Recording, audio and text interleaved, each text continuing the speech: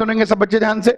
वापस से आ जाइए, हम लोग बात कर रहे थे, चर्चा चल रही थी set theory for two events. अभी set theory for two events खत्म नहीं हुई है, बहुत कुछ है set theory for two events में जो कि हम लोगों को जानना है। एक मिनट रुक जाए, ये कभी कभी ऐसा हैंग सा पता नहीं क्यों कर जाता है। हाँ अब काम कर रहा है, हाँ ठीक है। हाँ चलिए, set theory for two events की हम लोग बात कर रहे हैं। आइए इसके बारे में और आगे चर्चा करें। दो इंपॉर्टेंट शब्द set theory for two events अपन ने समझ लिए थे। ये पूरा सैंपल स्पेस है। सैंपल स्पेस का मतलब this is the set of all possible outcomes. Sample space का मतलब this is the set of all possible outcomes, और इसमें से ये आउटकम इवेंट ए को फेवर करते हैं, यानी इनके होने पर इवेंट ए हो जाता है, और ये आउटकम इवेंट बी को फेवर करते हैं, यानी इनके होने पर इवेंट बी हो जाता है। छोटी मोटी अलजेब्रा बता दी थी, कुछ नामों का डिस्कशन चल रहा था। आइए उन्हीं नामों से शुरुआत करते हैं, क्योंकि नामों को जानना बहुत जरूरी है। कोई हमसे बोले A and B are equiprobable, चाहे हमसे कोई बोले A and B are equiprobable या बोल दे इक्वी लाइकली, इसका मतलब मैं पिछले टर्न पर ही बता चुका हूं। इसका मतलब होता है पी और पी भी बराबर होगा, दोनों के होने की प्रोबेबिलिटी सेम होगी। कोई हमसे बोल दे A and B are mutually exclusive, तो बस इस शब्द को आप अपने शब्दकोश में वोकेबुलरी में ऐड कर लें। म्यूचुअली एक्सक्लूसिव का सिंपल सा मतलब होता है कैन नॉट ऑकर टुगेदर, बस इतना ही मतलब होता है म्यूचुअली एक्सक्लूसिव का। किसी ने अगर आपसे बोला कि A and B mutually exclusive है, मतलब ए और बी साथ में नहीं हो सकते, यानी ए और बी के साथ में होने की संभावना जीरो है। ये गलत शब्द इस्तेमाल कर लिया, जीरो है। इस बात को यूं भी कह सकते हो कि ए इंटरसेक्शन बी एक नल सेट निकल के आता है, ए और बी में कुछ भी कॉमन नहीं होता। ऐसी स्थिति में एक और शब्द का इस्तेमाल होता है। ऐसी स्थिति में हम ये भी कहते हैं कि A and B are disjoint events, ऐसा भी कहा जाता है। डिसजॉइंट इवेंट का बेसिकली मतलब है उनके बीच में कोई जॉइन नहीं है, उनके बीच में कोई कनेक्शन नहीं है, ए और बी एक दूसरे से अलग अलग दूर दूर हैं। ध्यान दें, कोई बोले म्यूचुअली एक्सक्लूसिव, तो म्यूचुअली एक्सक्लूसिव पर रिसर्च मत करिए, बस इस शब्द का मतलब जान लीजिए। म्यूचुअली एक्सक्लूसिव का मतलब है साथ में नहीं हो सकते, यानी ए इंटरसेक्शन भी नल सेट है। कोई भी ऐसा आउटकम नहीं है जिसके होने पर ए और बी एक साथ हो जाए। इन नामों के मीनिंग समझिए, मीनिंग ओके। तो इक्विप्रोबेबल, म्यूचुअली एक्सक्लूसिव। एक और नाम है, मान लो कोई बोल दे A and B are exhaustive. Exhaustive शब्द का मतलब है कि ए और बी ने मिलके पूरा सैंपल स्पेस एग्जॉस्ट कर दिया। एग्जॉस्ट का मतलब खाली कर दिया, यानी यूं समझ लीजिए कि जब भी आप इवेंट एक्सपेरिमेंट करेंगे, ए या बी में से कम कोई एक होगा ही होगा। एग्जॉस्टिव शब्द का मतलब है probability of A union B 1 हो गया। एग्जॉस्टिव का मतलब है कि इवेंट ए और इवेंट बी ने मिलकर पूरा का पूरा सैंपल स्पेस घेर लिया। मतलब कुछ ऐसा समझिए कि जैसे ये इवेंट ए है,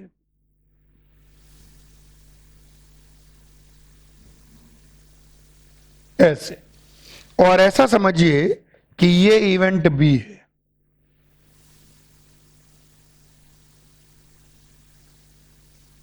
तो सैंपल स्पेस में कुछ बचा ही नहीं है।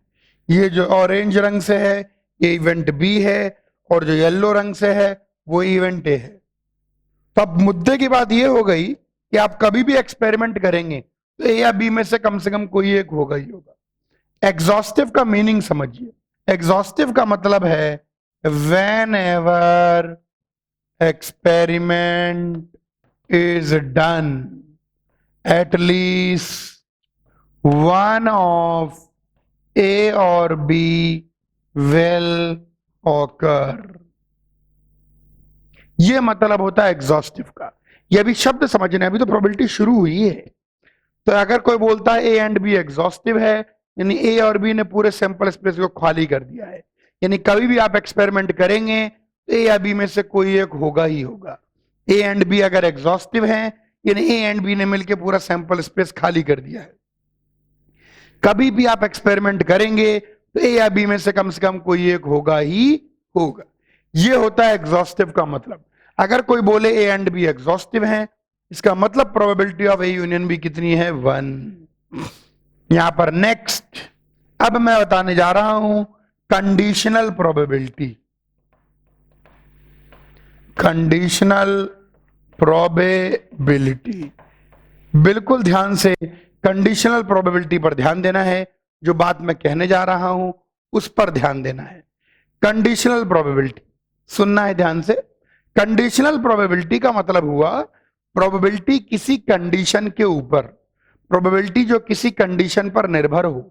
अब सुनना है ध्यान से। इसको लिखते हैं प्रोबेबिलिटी ए गिवन बी, ऐसे लिखते हैं। याद करो पिछले टर्न पे आपको एक सिंबल बताया था, ए बाय के स्लैश, ये सिंबल बताया था, और इसका मतलब होता था ए माइनस बी। इसका मतलब होता था ए हो और बी ना हो। इस सिंबल को मैंने यहां पर इसलिए दोबारा दोहराया है ताकि आप दोनों में अंतर कर सकें। ये लीजिए, ये बैक स्लैश है और ये फॉरवर्ड स्लैश है। इसका मीनिंग हम लोग ऑलरेडी एक्सप्लोर कर चुके हैं, इसका मीनिंग हम लोग ऑलरेडी देख चुके हैं। अब हम कंडीशनल प्रोबेबिलिटी इसको पढ़ते हैं, इसको पढ़ा जाता है read as probability of A given B. इसको ऐसे पढ़ते हैं, probability of A given B. इसका मीनिंग होता है that is probability of occurrence of A with B given that B has already occurred। इसका मीनिंग समझिए, जो मैं समझा रहा हूं वो समझिए, शब्दों पर मत रिसर्च करिए। कंडीशनल प्रोबेबिलिटी का मतलब है कि किसी कंडीशन पर बेस्ड प्रोबेबिलिटी। अब कौन सी कंडीशन, किसकी प्रोबेबिलिटी, ये अब हम बात करेंगे। सुनो, इसको पढ़ते हैं probability of A given B. इसका मीनिंग समझिए क्या होता है। इसका मीनिंग होता है यदि इवेंट बी हो चुका है तो क्या संभावना है कि इवेंट ए भी उसके साथ में हुआ हो। ये कहता है यदि इवेंट बी हो चुका है तो क्या संभावना है कि इवेंट ए भी उसके साथ में हुआ हो। यही मैंने यहां पर लिखा है, probability of occurrence of A with B.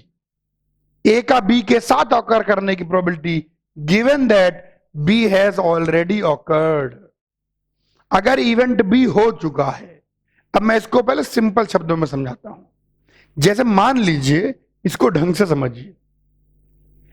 उसने बोला यदि इवेंट बी हो चुका है तो क्या संभावना है कि ए भी उसके साथ में हुआ हो। जैसे सिंपल सा शब्द, डाइस अपने हाथ में है, डाइस पर टोटल 6 आउटकम है, 1 2 3 4 5 और 6। अब मैंने डाइस फेंका। अगर अभी मैं आपसे पूछूं, यहां एग्जाम्पल के तौर पर मैं बता रहा हूं, अगर अभी मैं आपसे पूछूं प्रोबेबिलिटी 2 ऑकर्स, तो 2 के आने की प्रोबेबिलिटी 1/6 हो जाएगी। अभी बोलेंगे गुरुजी कैसा सवाल पूछ लिया आपने, क्या फर्जी सवाल है। डाइस पर 6 आउटकम है, उन 6 आउटकम में से 2 आने की संभावना 1/6। अगर मैं आपसे पूछूं probability 2 occurred given that an even number occurred. अब मैंने आपको क्या बोला, मैंने डाइस फेंक दी और डाइस फेंक के बोला यार इवन नंबर आया है। तो देखो जैसे ही मैंने बोला इवन नंबर आया है, यानी 135 तो आया ही नहीं है, ये कंडीशनल प्रोबेबिलिटी पर बेस्ड हो गया। मैंने बोला कि अगर इवन नंबर आया है तो क्या संभावना है कि 2 आया हो, ये इसे कहते हैं कंडीशनल प्रोबेबिलिटी। यानी भैया एक्सपेरिमेंट सब ठीक है, लेकिन किसी कंडीशन पर बेस्ड प्रोबेबिलिटी, किसी कंडीशन के अंतर्गत प्रोबेबिलिटी। और कंडीशन हमेशा क्या होती है, कोई और इवेंट का होना होती है। इवन नंबर आया, अब इवन नंबर का आना भी एक इवेंट है। अब यहीं पर मैं एक छोटा सा और एक चीज और लिखता हूं, probability two occurred given that an odd number occurred. अब ऑब्वियस सी बात है, अगर मैं आपको बोल दूं कि ऑड नंबर आया है भाई, बता क्या संभावना है 2 आया, आप बोलोगे 0। अरे जब तुमने कह ही दिया कि ऑड नंबर आया है तो 2 आएगा ही नहीं, लेकिन डाइस पर तो 2 है। अच्छा फिर देखो, अगर इवन नंबर आया है, जैसे ही मैंने बोला इवन नंबर आया है तो आप नीचे 3 लिखोगे, क्योंकि अब टोटल आउटकम मॉडिफाई हो जाएंगे। भाई पहले मैंने डाइस फेंकी और कोई इंफॉर्मेशन नहीं थी, तो पूरा सैंपल स्पेस आउटकम था, 6 आउटकम। लेकिन हमारे पास एक्स्ट्रा इंफॉर्मेशन आ गई कि भैया इवन नंबर आया है, तो अब टोटल आउटकम 3 ही है और फेवरेबल आउटकम 1। आइए इस बात को अब समझिए। ये हमारा पूरा सैंपल स्पेस है और कंडीशनल प्रोबेबिलिटी में हमसे पूछा जाता है, और 2 इवेंट हैं, ये ए है और ये बी है। सुनना है बहुत ध्यान से, ये इवेंट ए है और ये इवेंट बी है। तो वो बोलता है यदि बी हो चुका है, अब जैसे ही उसने बोला यदि बी हो चुका है, तो अब यदि बी हो चुका है तो ये हो गया आपका टोटल, क्योंकि प्रोबेबिलिटी होती है फेवरेबल अपॉन टोटल। तो जैसे ही उसने हमको इंफॉर्मेशन दी कि बी हो चुका है, इवन नंबर आया है, तो अगर इवन नंबर आया है तो 135 तो आया ही नहीं है, तब टोटल केस क्या होगा, बी।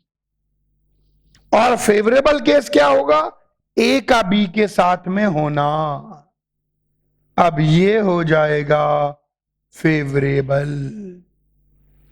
ध्यान देखें, जैसे ही आपको एक्स्ट्रा इंफॉर्मेशन मिली प्रोबेबिलिटी चेंज हो जाएगी। जैसे ही उसने बोला बी हुआ तो ये टोटल केस हो गया, और फेवरेबल केस क्या हुआ, ए का बी के साथ में होना। हम इसी बात की तो प्रोबेबिलिटी निकाल रहे हैं कि अगर इवेंट बी हो चुका है, डाइस फेंकी और इवन नंबर आया है, तो क्या संभावना है कि 2 आया हो। तो यही पर यहां पर गेम हो जाएगा। तो ये आ जाएगी प्रोबेबिलिटी, ये बराबर हो जाएगी, रंग नहीं बदला,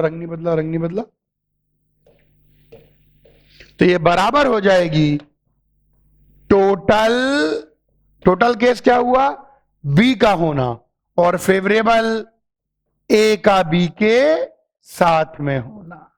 ये है इसका मैथमेटिकल फॉर्मूला, और ये कॉमन सेंस से भी हमको समझ में आना चाहिए। अगर उसने बोल ही दिया कि भैया इवन नंबर आया है, तो टोटल आउटकम 6 थोड़े हुए, 3 हो गए। This is known as conditional probability, यानी probability with some condition, probability with extra information. जब उसने बोल दिया इवन नंबर आया है, तब टोटल आउटकम 6 नहीं लोगे, 3 ही लोगे, क्यों, पता लग गया ना इवन नंबर आया है। तो क्या संभावना है कि 2 आया हो, 1/3। This is conditional probability. So probability of A given B is equal to probability of A intersection B upon PB. Probability of A intersection B upon PB, ये है probability A given, ये है conditional probability। कॉपी करो, और बातें करनी है। तो हम कंडीशनल प्रोबेबिलिटी की बात कर रहे थे। कंडीशनल प्रोबेबिलिटी का मतलब भाई इतना ही है कि इसके अंदर एक इवेंट की प्रोबेबिलिटी निकाली जाती है गिवन दैट दूसरा इवेंट हो चुका है। Probability of A given B का मतलब है यदि बी इवेंट हो चुका है तो क्या संभावना है कि इवेंट हुआ हो। यदि इवन नंबर आ चुका है तो क्या संभावना है कि 2 आया हो। इसके अंदर जैसे ही अपन बात करते हैं अब बी हो चुका है तो आपका जो टोटल है वो ये नहीं रह जाएगा, टोटल केवल बी वाला हिस्सा हो जाएगा। टोटल केवल बी वाला हिस्सा क्यों हो जाएगा? क्योंकि उसने बोल दिया कि बी हो चुका है, तो बी के अलावा बाकी सब तब हुआ ही नहीं है, तो ये हो गया टोटल। और हम निकालना चाहते हैं कि यदि बी हो चुका है तो क्या संभावना हो कि ए भी उसके साथ में हुआ हो। तो ये हो गया फेवरेबल, ए और बी का साथ में होना। तो यूं कह लीजिए ए का बी के साथ में होना और फेवरेबल टोटल बी का होना। This is favourable. Favourable is occurrence of A and गड़बड़ हो गई, पीछे कर देते हैं। फेवरेबल जो है, फेवरेबल हो गया ए का बी के साथ में होना और टोटल हो गया बी का होना। बहुत सिंपल सा है, conditional probability, probability of A given B. और probability of A given B mathematically किसके बराबर होती है? Probability of A intersection B upon B B. अब सुने ध्यान से, यहां पर एक छोटी सी बात है जो अपने आप समझ में आ जाती है, लेकिन फिर भी मैं समझा देता हूं कि मान लीजिए A and B are mutually exclusive. अब देखो, अगर ए और बी म्यूचुअली एक्सक्लूसिव हैं तो probability of A intersection B कितना हो जाएगा? 0। तो ऑब्वियस सी बात है, probability of A given B भी 0 होगा and probability of B given A भी 0 होगा। ये कॉमन सेंस की बात है, समझिए, क्योंकि ए और बी साथ में हो ही नहीं सकते, म्यूचुअली एक्सक्लूसिव हैं। तो अगर बी हो गया तो श्योर हो गया कि ए तो हुआ ही नहीं है। जैसे ऑड नंबर का आना और इवन नंबर का आना, ये म्यूचुअली एक्सक्लूसिव है। अगर ऑड नंबर आया तो तय हो गया कि इवन नंबर आया ही नहीं, और अगर इवन नंबर आया तो तय हो गया कि ऑड नंबर आया ही नहीं। तो अगर ए और बी दो इवेंट म्यूचुअली एक्सक्लूसिव है, ए और बी दो इवेंट डिसजॉइंट है। अब कोई बच्चे डिसजॉइंट पर रिसर्च कर रहे हैं, डिसजॉइंट पर रिसर्च नहीं करनी, उसको अपने शब्दकोश में जोड़ लेना है, वोकेबुलरी में जोड़ लेना है। डिसजॉइंट का मतलब है उनमें कुछ भी कॉमन नहीं है, बस इतना ही डिसजॉइंट का मतलब है, उसमें क्या पीएचडी करनी। तो ये हो गया, अगर दो इवेंट म्यूचुअली एक्सक्लूसिव हैं तो एक का होना इस बात को पूर्णता साबित कर देता है कि दूसरा होगा ही नहीं, प्रमाणित कर देता है। तो probability of A given B 0, अगर बी हुआ है तो ये तो हुआ ही नहीं है भाई साहब, और प्रोबेबिलिटी ऑफ बी गिवन है 0, अगर ए हुआ है तो बी हुआ ही नहीं। ये हो गई कंडीशनल प्रोबेबिलिटी की बात। ये एक बात और नोट कर लें तो एक और शब्द, अब तक अपन कितने शब्द देख चुके हैं? Equi probable, mutually exclusive, exhaustive, conditional probability, और एक आखिरी शब्द है। 5 शब्द हैं जो देखने हैं। ये छोटी सी चीज कॉपी करें तो भाई 5 शब्द जानने हैं, 4 शब्द हम जान चुके हैं। तो हमको इक्वली लाइकली का मतलब भी पता हो गया, म्यूचुअली एक्सक्लूसिव का मतलब भी पता हो गया, एग्जॉस्टिव का मतलब, ये सब नाम पता होने चाहिए, पर सवाल ही नहीं कर पाओगे वरना। ये सारी चीजें पता हो गई। एक नेक्स्ट इंपॉर्टेंट नाम है इंडिपेंडेंट इवेंट्स। इंडिपेंडेंट इवेंट्स थोड़ा अजीब सा है, थोड़ा कंफ्यूजिंग सा है, ध्यान देना है। पांचवा और आखिरी नाम, पांचवा और आखिरी शब्द जो कि हमको प्रोबेबिलिटी में समझना है वो है इंडिपेंडेंट इवेंट्स। बिल्कुल ध्यान देंगे इंडिपेंडेंट इवेंट पर। आइए इंडिपेंडेंट इवेंट्स की हम लोग बात करने जा रहे हैं। तो इंडिपेंडेंट इवेंट की हम लोग बात करेंगे, सब बच्चे बोर्ड पर बिल्कुल ध्यान देंगे। सुनिए ध्यान से, इंडिपेंडेंट इवेंट्स पहले सुन लीजिए। 2 इवेंट, अच्छा वैसे एक बात है, अगर 2 चीजें इंडिपेंडेंट हैं, 2 चीजें एक दूसरे से आजाद हैं, भाई इंडिपेंडेंट होने का मतलब किसी दूसरे पर निर्भर नहीं है। आप नॉर्मल इंग्लिश लैंग्वेज की बात कीजिए, इंडिपेंडेंट होने का मतलब किसी भी दूसरे पर निर्भर नहीं है, एक दूसरे से आजाद है। तो सोचिए अगर ए और बी 2 इवेंट इंडिपेंडेंट है, तो 2 इवेंट इंडिपेंडेंट है यानी ए बी पर निर्भर नहीं है और बी ए पर निर्भर नहीं है। ए होता है कि नहीं होता उससे बी को फर्क नहीं पड़ता, और बी होता है कि नहीं होता उससे ए को फर्क नहीं पड़ता। जैसे मेरे एक हाथ में मान लीजिए डाइस है और एक हाथ में सिक्का है, तो देखो सिक्के पर हेड या टेल का आना और डाइस पर 1 2 3 4 5 6 का आना, ये दोनों के दोनों इंडिपेंडेंट इवेंट है। इंडिपेंडेंट का वही मतलब है जो अपने रियल लाइफ में डे टू डे लैंग्वेज में मतलब होता है। इंडिपेंडेंट का मतलब दूसरे पर से फर्क नहीं पड़ना। अब सिक्के पर हेड या टेल आए, उससे डाइस की प्रोबेबिलिटी को कोई फर्क नहीं पड़ता। सिक्के पर हेड आया तो भी डाइस पे 1 आने की प्रोबेबिलिटी 1/6, और सिक्के पर हेड नहीं आया तो भी डाइस पे 1 आने की प्रोबेबिलिटी 1/6। उसी प्रकार से डाइस पर इवन नंबर आए कि ऑड नंबर आए, सिक्के पर हेड या टेल पर कोई फर्क नहीं पड़ता। तो दो इवेंट इंडिपेंडेंट कहलाएंगे अगर एक के होने या ना होने से दूसरे की प्रोबेबिलिटी पर कोई फर्क ना पड़े। सिंपल यही डेफिनेशन है, और वही मैं लिख रहा हूं कि 2 events A and B are called independent, ध्यान सुनना है, independent events if the occurrence और non occurrence of one event does not affect the probability of other event। यही मैंने समझाया, यही लिखा। एक के होने या ना होने से दूसरे की प्रोबेबिलिटी पर कोई फर्क ही नहीं पड़ता, चाहे इवेंट ए हो चाहे इवेंट ए ना हो, बी की प्रोबेबिलिटी सेम रहेगी। मैं एक बार फिर दोहराऊंगा और इस बात को लिखूंगा और आप दिमाग लगाएंगे। अगर दो इवेंट इंडिपेंडेंट है तो ए चाहे हो ए चाहे ना हो, उससे बी की प्रोबेबिलिटी पर कोई फर्क नहीं पड़ता।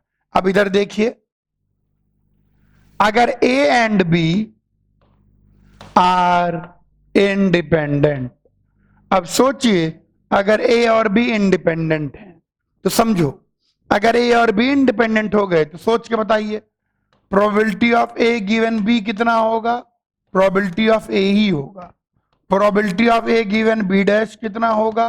प्रोबेबिलिटी ऑफ ए ही होगा। Probability of B given A कितना होगा? प्रोबेबिलिटी ऑफ बी ही होगा।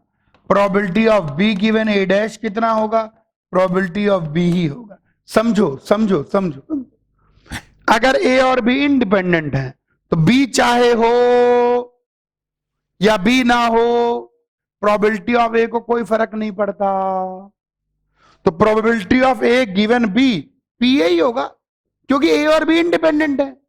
तो बी हो या बी ना हो, उससे ए की प्रोबेबिलिटी पर कोई फर्क नहीं पड़ता। उसी प्रकार से प्रोबेबिलिटी ए गिवन बी नहीं हुआ, वो भी पी ए ही होगा, ए को फर्क ही नहीं पड़ रहा। Probability of B given A P B ही होगा। Probability of B given A dash A नहीं हुआ, फिर भी पी बी होगा। आइए इस डेफिनेशन को थोड़ा आगे बढ़ाएं, इस डेफिनेशन को थोड़ा आगे बढ़ाएंगे। तो अगर दो इवेंट इंडिपेंडेंट हैं तो लॉजिकली हमको समझ में आता है कि probability of A given B P A हो जाएगा। अच्छा, probability of A given B किसके बराबर होता है? ये बराबर होता है probability of A intersection B upon P B के बराबर होता है। यहां से निकल के आ गया कि probability of A intersection B is equal to P A into P B. ये है mathematical definition of independent events. ये इंडिपेंडेंट इवेंट की मैथमेटिकल डेफिनेशन है। यानी दो इवेंट इंडिपेंडेंट होंगे अगर probability of A intersection B P A into P B हो जाए। दो इवेंट इंडिपेंडेंट होंगे अगर probability of A intersection B P A into P B हो जाए। ये याद रखना है। कोई मैथमेटिकली बोले कैसे चेक करेंगे दो इवेंट इंडिपेंडेंट है? सिंपल, दो इवेंट इंडिपेंडेंट होंगे अगर probability of A intersection B P A into P B हो जाए। और यह इंपॉर्टेंट बात सब बच्चे ध्यान रखेंगे।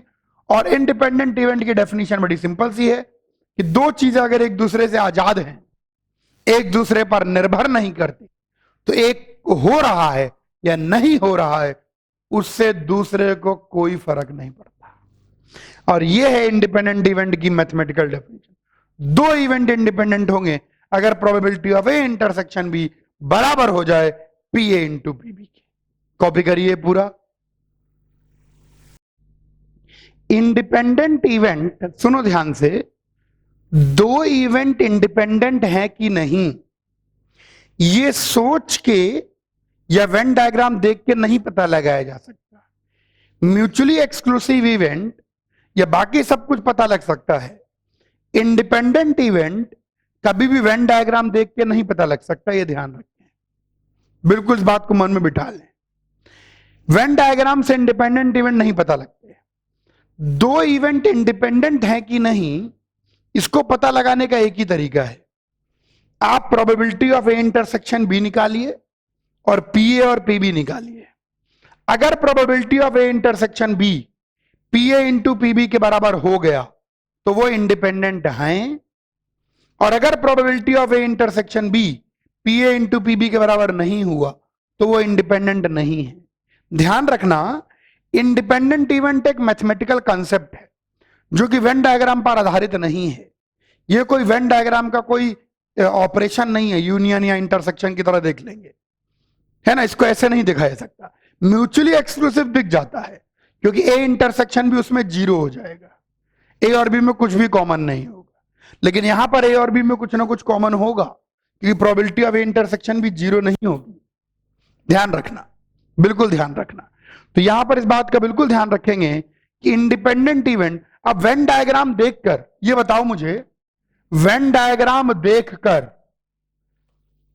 क्या आप ये बता सकते हैं कि probability of A intersection B ये probability of A into probability of B के बराबर है? नहीं बता सकते यार।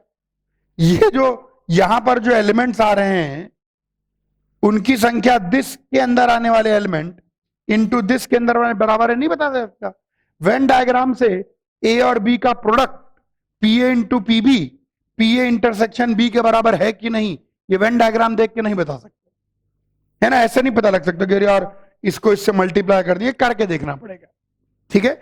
इसीलिए ध्यान रखना है कि इंडिपेंडेंट इवेंट वेन डायग्राम से नहीं देखने, अगर दो इवेंट इंडिपेंडेंट है कि नहीं पता करना है। अभी अपन क्वेश्चन करेंगे, दो इवेंट इंडिपेंडेंट है कि नहीं अगर पता करना है तो इसको पता करने का सिंपल तरीका है, आप probability of A intersection B निकालिए और पी ए और पी बी निकालिए और देखिए कि P A into P B probability of A intersection B के बराबर है कि नहीं। अगर बराबर है तो वो इंडिपेंडेंट हैं, अगर बराबर नहीं है तो वो इंडिपेंडेंट नहीं है। Independent event can not be observe from Venn diagram, ये ध्यान रखें। वेन डायग्राम को देखकर तो बता ही नहीं सकते, आपको उसको इस प्रकार से करके ही देखना पड़ेगा। ये सबसे इंपॉर्टेंट बात आ गई, इस बात पर विशेष ध्यान देंगे। चलो कुछ सवाल लगाते हैं, चलो इस पर भी कुछ सवाल लगाते हैं। तो अभी अपन ने set theory for two events पढ़ ली है। 3 सवाल मैं दे रहा हूं जिसमें बहुत सारे प्रपंच कवर्ड हैं, पहले आप इनको अटेम्प्ट करेंगे फिर मैं करके बताऊंगा। पहला सवाल बड़ा सिंपल सा है।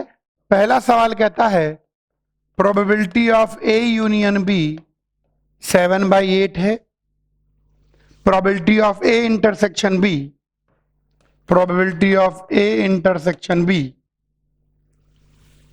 1/4 है, and probability of A dash 5/8 है। ये इंफॉर्मेशन गिवन है पी ए पी बी। आपको निकालना है P A P B probability of A B. चलिए पहला सवाल। दूसरा सवाल क्या कहता है आइए देखें। दूसरा सवाल यहां पर, एक सेकंड रुके, ये 9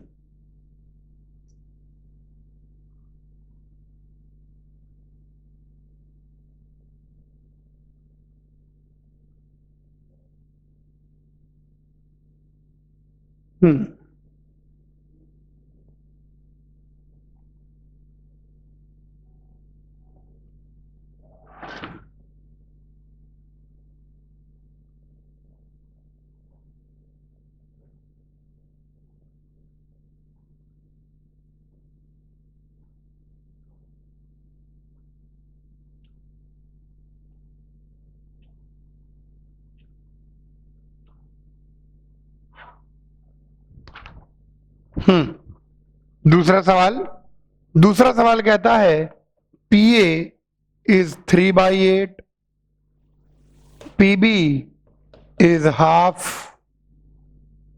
probability of A intersection B is 1/4 और आपको वैल्यू निकालनी है A यूनियन B की, PA डैश की, PB डैश की,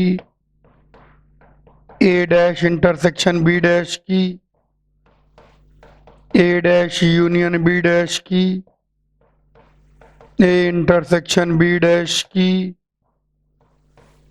B इंटरसेक्शन A डैश। तीनों सवाल में सारे प्रपंच कवर हो जाते हैं। प्रोबेबिलिटी ऑफ A हाफ है, प्रोबेबिलिटी ऑफ B 1/3 है, probability of A intersection B 1/4 है। आपको निकालना है probability of A given B, probability of B given A, probability of A union B, probability of A dash given B dash and probability of B dash given A dash। Yes 2-3 minute लगाइए, सारे करिए। आइए इनको discuss भी कर लें। PA निकालना तो बहुत आसान है, 1 माइनस PA डैश PA हो जाएगा। PB निकालने में ज्यादा दिक्कत नहीं होगी। PB कैसे निकालेंगे? अब PA यूनियन B पता है, PA इंटरसेक्शन B पता है, तो यहां पर PA यूनियन B की वैल्यू हो जाएगी probability of A plus probability of B minus probability of A intersection B। तो PA यूनियन B पता है, PA पता है, PA इंटरसेक्शन भी पता है, तो PB भी आप निकाल लेंगे। ये A नॉट B है, इसका मतलब है A हो और B ना हो। इसका निकालना बहुत आसान है, जो हो रहा है उसमें से दोनों के होने की प्रोबेबिलिटी घटा दीजिए। जो हो रहा है, कौन हो रहा है? A minus probability of A intersection. ये तीनों के तीनों यहां से हो जाएंगे। आइए यहां पर देखें A यूनियन B कैसे निकालेंगे, बहुत आसान। PA plus PB minus probability of A intersection B। PA dash कैसे निकालेंगे? 1 माइनस PA। PB डैश कैसे निकालेंगे? 1 minus A dash intersection B dash. Yes, यहां पर मैं इंट्रोड्यूस करना चाहूंगा डी मॉर्गन्स लॉ। मैं उसको इसी से मैं बताता हूं ताकि अलग से ध्यान रहे। डी मॉर्गन्स लॉ, इसका नाम बल्कि 2 मॉर्गन्स लॉ रख देना चाहिए। जब भी 2 डैश दिखाई पड़े तो डी मॉर्गन्स लॉ मन में आना चाहिए। डी मॉर्गन लॉ कहता है A यूनियन B का whole dash is A dash intersection B dash and A intersection B का whole dash A dash union B dash। ये है डी मॉर्गन्स लॉ। कभी भी 2 डैश दिखाई पड़े तो डी मॉर्गन्स लॉ। इसके अलावा एक बात और मैं याद दिलाना चाहूंगा जो मैंने पहले भी बताई थी, किसी भी चीज का whole dash is equal to 1 minus बिना डैश। ये 2 इंपॉर्टेंट बातें ध्यान रखें। डी मॉर्गन्स लॉ तब याद आना चाहिए जब 2 डैश दिखाई पड़े, 2 डैश। और यह बात ध्यान रखें, किसी भी चीज का whole dash is equal to 1 minus बिना डैश। किसी भी चीज का होल डैश इज 1 माइनस बिना डैश। ये 2 भर भर के काम में आता है। अब यहां पर जैसे 2 डैश दिखाई पड़े, D Morgan's law, A dash intersection B dash यानी A यूनियन B का होल डैश, और किसी भी चीज का होल डैश 1 माइनस बिना डैश। ये खेल अक्सर आएगा। अभी अपन सेट थ्योरी ऑफ 3 इवेंट पर आएंगे तो खेल भर भर के आएगा। ध्यान देना है आप लोगों को। डी मॉर्गन्स लॉ, ये दोनों बहुत ज्यादा इंपॉर्टेंट है, इन दोनों पर ध्यान देना है। ये अक्सर आते हैं और तंग करके जाते हैं। किसी भी चीज का होल डैश 1 माइनस बिना डैश, यूं कह लीजिए किसी भी चीज के ना होने की probability is equal to 1 minus उसके होने की प्रोबेबिलिटी, क्योंकि किसी भी चीज के होने की संभावना प्लस किसी भी चीज के ना होने की संभावना का सम 1 होगा। और डी मॉर्गन्स लॉ का ख्याल, डी मॉर्गन्स लॉ का विचार, डी मॉर्गन लॉ की सोच आनी चाहिए जब भी 2 डैश दिखाई पड़े। 2 डैश दिखते ही डी मॉर्गन्स लॉ। अच्छा, आइए और बात करें यहां पर। फिर देखिए A dash union B dash, तो De Morgan's law A intersection B का होल डैश, और किसी भी चीज का होल डैश 1 माइनस बिना डैश। ए हो एंड बी ना हो तो ए के होने में से दोनों के होने की प्रोबेबिलिटी घटा दीजिए, बी हो एंड ए ना हो तो जो हो रहा है उसमें से दोनों के होने की प्रोबेबिलिटी घटा दीजिए। ये दो डैश वाली चीजें ध्यान रखनी है। आइए इधर आ जाइए, यहां पर थर्ड पे अगर हम बात करते हैं तो ए गिवन बी, ये तो बड़ा आसान है, probability of A intersection B upon P B. Probability of B given A, probability of B intersection A upon P A. कोई खास बात नहीं है, खट से ये चीज निकाल सकते हैं। Probability of A intersection B given ही है आपको, ए यूनियन बी, इसमें कोई खास बात नहीं है, P A plus P B minus probability of A intersection B. A dash given B dash, formula लगाइए, probability of A dash intersection B dash, probability of B dash. Formula याद होना चाहिए, अलजेब्रा में फॉर्मूला याद होना चाहिए। Okay, दो dash दिखाई पड़े तो ये बन जाएगा ए यूनियन बी का whole dash, De Morgan's law. जैसे दो डैश दिखाई पड़े, डी मॉर्गन्स लॉ, और किसी भी चीज का whole dash is equal to 1 minus बिना डैश, 1 माइनस बिना डैश। तो probability of A union B रख देंगे, जो कि हमारे लिए निकालना बहुत आसान है। प्रोबेबिलिटी ऑफ बी रख देंगे, answer B dash given A dash, probability of B dash intersection A dash upon probability of A dash. ध्यान से करना है, ध्यान से। वो वेन डायग्राम थोड़ी दूर तक साथ देगा, उसके बाद तो अलजेब्रा साथ देगी। डी मॉर्गन्स लॉ और बिना डैश और डैश वाली बात याद रखनी है। तो ये चीज बन जाएगी B dash intersection A dash, तो probability of B union A का whole dash upon P A dash, और किसी भी चीज का whole dash is equal to 1 minus बिना डैश अपॉन 1 माइनस। ये देखिए सारे फॉर्मूले अगर याद होंगे तो खटाखट आ जाएगा, कॉपी कर लीजिए जो रिलेवेंट लगे। चलिए अब हम बात करेंगे, यहीं पर सेट थ्योरी की बात चली है। सेट थ्योरी एक्चुअली प्रोबेबिलिटी जो है ना वो पीएनसी बहुत कम है और सेट थ्योरी बहुत ज्यादा। प्रोबेबिलिटी का मतलब लेस पीएनसी मोर सेट थ्योरी, सेट थ्योरी ज्यादा है, और ज्यादा नहीं 2 और 3 इवेंट की। अब जब हमने 2 इवेंट की सेट थ्योरी देखी तो उस पर बेस्ड सवाल भी किए मजेदार, बहुत अच्छे अच्छे, और सवाल करने के साथ साथ हमने 5 इंपॉर्टेंट शब्दों के मतलब समझे। इक्वली लाइकली का मतलब, म्यूचुअली एक्सक्लूसिव का मतलब, कंडीशनल प्रोबेबिलिटी का मतलब, अपना क्या कहते हैं लास्ट में इंडिपेंडेंट का मतलब, ये सारे के सारे मतलब अपन देखे। ओके, अब हम यहीं पर बात करने जा रहे हैं सेट थ्योरी फॉर 3 इवेंट्स। ज्यादा मुश्किल नहीं है, लेकिन इसको देख लेने से फायदा होता है। 3 इवेंट की सेट थ्योरी ध्यान से देखेंगे, ये एक इवेंट, ये दूसरा इवेंट और ये तीसरा इवेंट।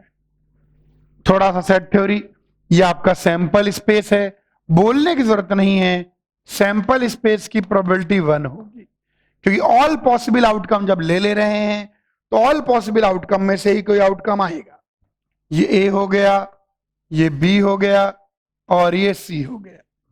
आइए पहले अलग अलग जगह के नामकरण कर दें। इस हिस्से को देखें तो ए हो रहा है लेकिन बी नहीं, सी नहीं। इस हिस्से को देखें, ए हो रहा है, बी नहीं, सी।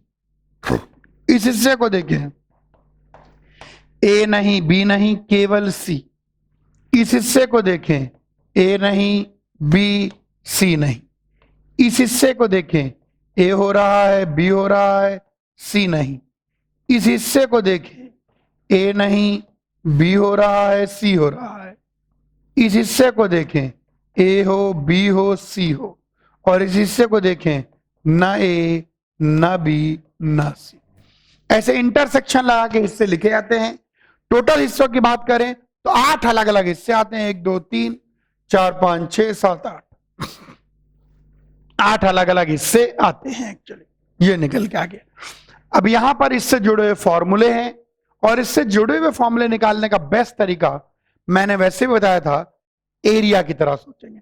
आइए, अगर मैं आपसे बोलूं probability of A union B union C, तो इसका मतलब हो जाएगा प्रोबेबिलिटी ऑफ एटलीस्ट वन।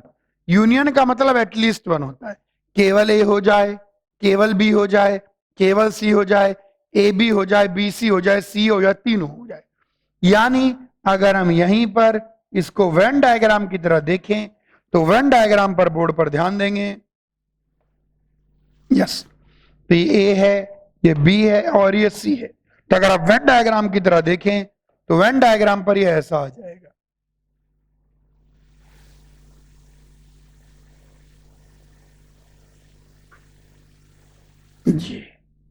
ये पूरा हिस्सा,